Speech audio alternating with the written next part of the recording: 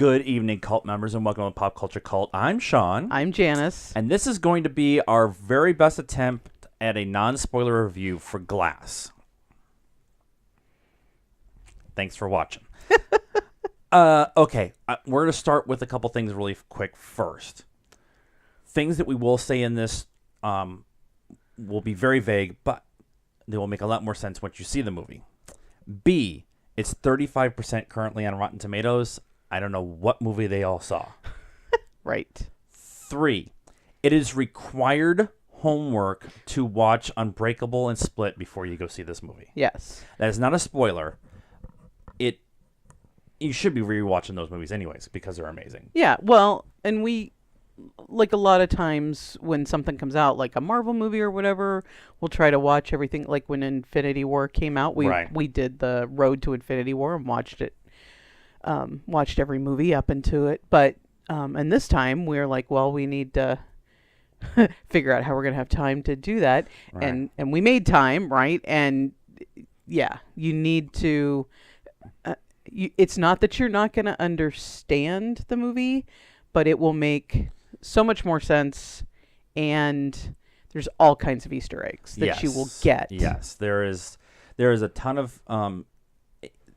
ton of story that is told in this movie that only those who are either seen the other two recently or very versed in them that it's going to understand. I think, and that's think what a part of what a lot of the critics and maybe some people are saying is that it's kind of a jumbled mess and that it's kind of anticlimactic, and I don't feel that at all. No.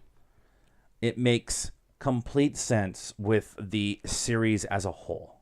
Yes. I think is the best way to put it without really giving anything away. Right. Too much. Let's talk about everybody's performance real quick, and then maybe we can talk about some of the stuff without spoiling it too much. James McAvoy is a badass. He is amazing. And you get to, if you appreciated, as we did, his acting chops in Split, where we even talked about it in our review, that he, like, you could tell another personality had come to the light just by the facial expressions. And you actually get to see a little bit more of some of the other personalities that you didn't get to see in Split. And just, wow, to go from, there's like a guy with an Irish accent, and then a woman, and then a cowboy, and then a gay guy, and it's like if you were ever thinking about hiring James McAvoy as anything in a movie from now on, just watch this audition. He can be a woman, he can be a beast, he can be a man. It's really good, and his workout routine. Yes. Bruce Willis kicked this whole series off with Samuel L. Jackson, and the two of them are very good in a very different way than what James McAvoy was. Right. McAvoy, because he has so many different characters that he's playing within the one character, he is got a lot more dialogue and a lot more interaction with people and a lot more stuff. And Samuel and Bruce both have smaller roles. It's not really quite the right way to put it, but their characters are equal with each other, but they don't have a whole lot of dialogue. Right. And, well, I mean, Bruce Willis's character in Unbreakable was, I mean, that whole movie, he is super quiet and super... David Dunn? Dunn. Yeah. Super quiet, very introverted. He sits at the table and... stuff's like going on around him and he's not saying anything. There's like multiple scenes where it's all like eye contact, the one with his kid where they're making eye contact and he kind of pushes the newspaper across to him and then Samuel L. Jackson, his character's a little more vocal because he's trying to get across to David that he thinks he's a superhero and he's just super smart. So, and then this one, he I would say half of his performance, he has zero dialogue. Right. And it's a really good performance, even without the dialogue.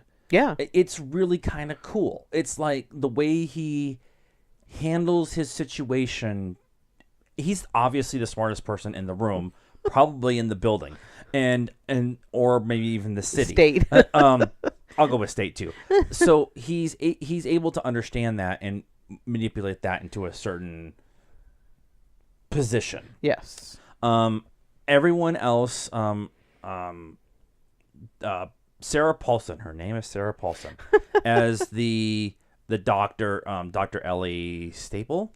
She's the psychologist who's in there, who's kind of trying to. It's in the trailer, so it's not really a spoiler. Trying to convince the three of them that they're really not superheroes. Right. And she's from American Horror Story, and she was in Serenity. Towards the very end, when they land on the planet, she's the hologram that. Oh my God, that's a great pull. Yes, she totally is. Yeah. Her hair is different, and then she's in all the American Horror Stories. Yeah, she is a very sympathetic character that you actually feel like she comes across as the caring person who really wants to make people better. Yeah. And that performance can be very hard to do when you have a superhero-based movie. And really that's what this movie is about. It's about superheroes. Yeah. It is a I said allegory, but that wasn't the right word. It's a commentary on superhero and superhero culture, but also superhero movies. And as much as Unbreakable is about comics and superheroes, Glass is very much about superhero movies and the superhero culture that is today. Yeah, but it still pulls in the superhero comic parts of Unbreakable. Like you said, it was shot kind of like the panels on a comic book. Yeah. And the use of, if you're familiar with M. Night Shyamalan at all, have ever listened to like the director's commentary or an interview with him, he talks about he is very big into using light and then color. Yeah. And like Mr. Glass is purple and David is green, and then the Beast is yellow. The yellow pants and stuff like that. Yeah. The use of color to differentiate where they are throughout it's such an M. Night Shyamalan thing to do. Yeah. And I really appreciate it. The editing will probably make some people upset because it is very jump cutty. And the way I looked at it is this particular scene that's going on is a page or an issue of a comic. Right. And each new panel, they would be standing in one position and they would jump cut to a different shot, and then they come back to the people that were there and they would be in a different position. And that was kind of their storytelling process. There wasn't a ton of movement on screen until the big ending.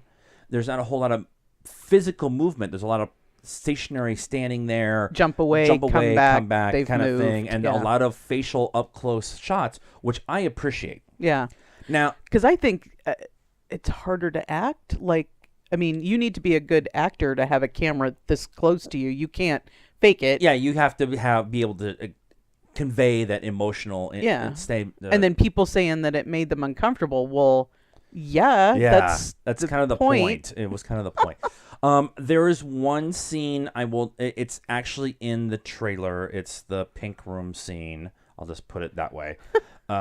Is it pink in the trailer? It's pink in the trailer. Is it? Because I was like, wow, this room is pink. The poster is the three of them with the pink walls in the background and stuff. And it's her sitting there talking to them, which is also in the trailer. That scene, I will just put it this way, and you can take it however you want. It is Quentin Tarantino 101. Yep. And if people are going to complain about that scene, you need to go back and rewatch every Quentin Tarantino movie and every M. Night Shyamalan movie. Yep. Because that is quintessential independent, thinking for themselves creators. Right. To be able to do a scene like that. And what the scene is trying to convey is the reason why it is the way it is. Yes. Because yes. That's a good way of putting it. The people in the movie itself need to get to a certain point, and the audience needs to get there too. Yeah, absolutely. We haven't talked about Anya Taylor-Joy. She's in it. She's kind of a really cool character, but she's not the main focus of what's going on. They used the kid, Spencer Clark, who was actually the kid from Unbreakable, and now he's an adult. It was really nice to see that. They used Samuel L. Jackson's mom from the first movie. A lot of repeating characters, including M. Night. They actually they tied it in. The guy he was in Unbreakable is the guy he was in Split, except you don't know that in Split because you don't understand that they're connected till the later, very end. But then they tie it all together in this one, so you understand he was the same guy. In all three movies. I don't say this very often, because your opinion on a movie is going to be completely different than your opinion and my opinion, and all. We have long diatribes about The Last Jedi, but I think people who don't like this movie, specifically critics, missed it. Yeah, I really think they missed it. This is a movie that we're going to go back, like Unbreakable, go back and watch all the reviews and read the reviews for Unbreakable. It's almost exactly word for word the same way now. Yeah. And I don't think the critics liked Split either, but I think that the critics liked Split, but they weren't overwhelmed by it. They mostly just wanted to talk about James McAvoy's performance. Okay. It wasn't until it started doing really well in the theater where a lot of people are going, yeah, this movie's really good. That's what I was thinking. Like in the beginning, people like what we were hearing, people weren't liking it, and we were like, I don't know what you're talking about. I loved it. People were going into it with a after people not liking The Village. By the way, The Village is really good. And then the debacle that was The Last Airbender, and stuff, The Happening, you know, was and pretty stuff, bad. and with all of those things in a row, people totally forgot that he did. It was a week at what is it called? The two kids that go spend the weekend with grandma and grandpa. Oh yeah, that.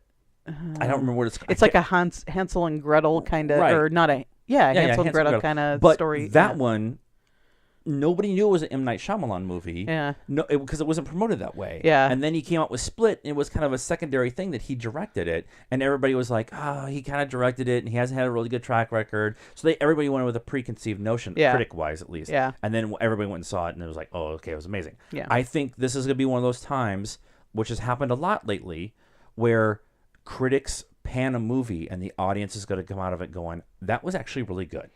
Yeah, and if you have seen, critics aren't going to see all the movies before that happened in the series to before rewatch them and get familiar with them again. I think that was a lot of this movie was just. I mean, we were giggling and going, "Oh my god!" and through the whole thing. I'm pretty sure the lady next to me was tired of me, like, "Oh my god, they did that." Yeah. So let's do a score. I can go on for about another 20 minutes on just shot composition. And one thing I do want to mention, and this is not the movie's fault itself. We saw it in Adobe Theater at an AMC, and something was wrong. Something was wrong. It wasn't as crisp. It was tinted darker than normal in that theater, and so as we walked out, they just gave free passes without any explanation. We were just standing there handing out passes. We're like, okay, thanks. I told her the whole time, I'm like, I don't think it doesn't look right. Yeah, it just doesn't. It's not as crisp and clear. So I'm interested to watch it again with a clearer picture and see how much of the shot composition and the lighting and all that kind of stuff we were talking about earlier. Whatever. Yeah, we have free passes. And we got free passes. We used them for some comic book movie that we couldn't use Movie Pass for or something when we still have Movie Pass. Then like at that movie, our seats didn't work, so they gave us new passes. Yeah. We'd just gotten now we just used those passes to see the They Shall Never Grow Old, yeah, which and we'll do a review like for on literally last night we used them because we can't use our AMC for it, and now we have new passes again. It's awesome. It's so we're good. never getting rid of our passes. I'll take free movies. I'm totally cool with that. So let's do a score. Okay.